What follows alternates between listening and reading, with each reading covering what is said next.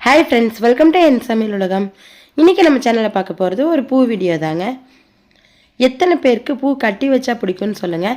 எனக்கு வந்து கோர்த்து செண்டு மாதிரி வைக்கிறத விட டிசைனாக கட்டுறதை விட இந்த மூலமாக கட்டி வைப்போம் இல்லைங்களா, அது எனக்கு ரொம்ப பிடிக்குங்க.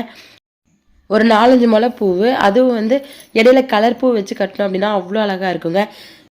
இடையில ஏதாவது ரோஸு இல்லைனா கனகாம்பர பூ, இந்த மாதிரி இட்லி பூ, இந்த மாதிரி கலர் பூவெலாம் வச்சு கட்டும்போது பார்க்க அவ்வளோ அழகாக இருக்குங்க. முடிச்சு போடுறதுல ஒரே மாதிரி தான், எப்பவும் போல் வந்து நார்மலாக பூ கட்டுற மாதிரியே கட்டிக்கலாங்க. கொஞ்சம் வந்து உருட்டி நெருக்கமாக வைக்கிறேன். நெருக்கமாக வைக்காட்டி கூடவே நீங்கள் ஒரு 4-5 முழமெல்லாம் பூ கட்டும்போது கொஞ்சம் கேப் இருந்தால் கூட அது அழகாக தாங்க இருக்கும். மேலே ஒரு பூ கீழே ஒரு பூ வச்சுட்டு இப்படி கீழ்ப்பக்கம் சுற்றிட்டு ஒரு விரல் அப்படியே உருட்டி விட்டு முடிச்சு போடுவேன். அப்போ அந்த கேப்பு கொஞ்சம் கூட இல்லாமல் நல்லா நெருக்கமாக பூ வரும். கொஞ்சம் இதே கிராஸாக வச்சோம் அப்படின்னா நல்லா உருண்டையாக வருங்க, அவ்வளோதான்.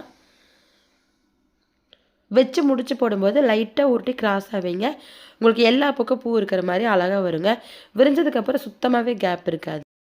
கலர் பூ வந்து எப்போவுமே ஒரு 10 லைனாவது பூ கட்டிட்டு அதுக்கப்புறம் வைங்க. கொஞ்சம் மல்லிகைப்பூவுக்கு வந்து அதிகமாக இருக்கணுங்க. இல்லை ஜாதி பூவில் கட்டினீங்கன்னா கூட அந்த ஒயிட் கலர் பூ அதிகமாக வச்சு கலர் பூ வந்து அங்கங்கே வர மாதிரி வச்சிங்க அப்படின்னா அந்த மூலமாக கட்டுறதுக்கு அழகாக இருக்குங்க.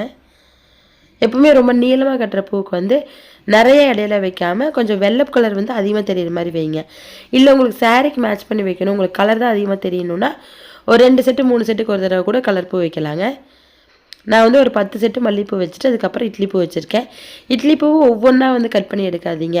அப்படி கொத்தாக வந்து எடுத்து 2 சைடும் வச்சுக்கோங்க. ஒவ்வொன்றா எடுத்தோம் அப்படின்னா ரொம்ப லேட் ஆகுங்க டைமு.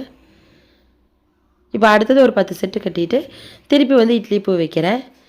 இந்த மாதிரி வந்து கொத்தாவே பறித்து எடுத்து அதை வந்து அப்படியே கீழே ஒரு செட்டு மேலே ஒரு செட்டு வச்சுட்டு இப்படி ஒரு சுற்றி முடிச்சு போட்டுருங்க. எக்ஸ்ட்ரா இருக்கிற காம்பை இந்த மாதிரி கட் பண்ணி விட்டணும். கட்டிட்டு கட் பண்ணோம் அப்படின்னா பிரிஞ்சு வராது. இதே போலவே தாங்க ஃபுல்லாக எவ்வளோ நீளம் வேணுமோ கட்டிக்கிங்க. ஒரு 10 செட்டு மல்லிகைப்பூ வச்சுட்டு இட்லி பூ வச்சு கட்டியிருக்கேன். நான் வந்து இன்றைக்கி ஒரு 3 முளை வர அளவுக்கு கட்டியிருக்கேங்க. பார்க்கவே கலர்ஃபுல்லாக அவ்வளோ அழகாக இருக்குது பாருங்கள்.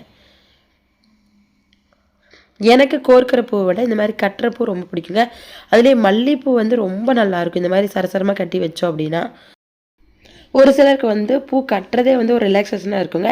எனக்கு அந்த மாதிரி தாங்க. எனக்கு வந்து செடியிலேருந்து பூ பறிக்கிறது ரொம்ப பிடிக்கும். அந்த பூவை வந்து நம்ம நார்மலாகவே நான் எல்லாத்துக்கும் கட்டி கொடுப்பேங்க. எனக்கு வந்து ரொம்ப பிடிக்கும் பூ கட்டுறது. அது வந்து பூ கட்டும்போது ஒரு ஜாலியாக டைம் போகிறதே தெரியாது. ரொம்ப ஒரு ரிலாக்ஸாக இருக்குங்க. எத்தனை பேருக்கு உங்களுக்கு இந்த மாதிரி பூ கட்டுறது பிடிக்கும்னு எனக்கு கமெண்ட் பண்ணுங்கள் ஃப்ரெண்ட்ஸ்.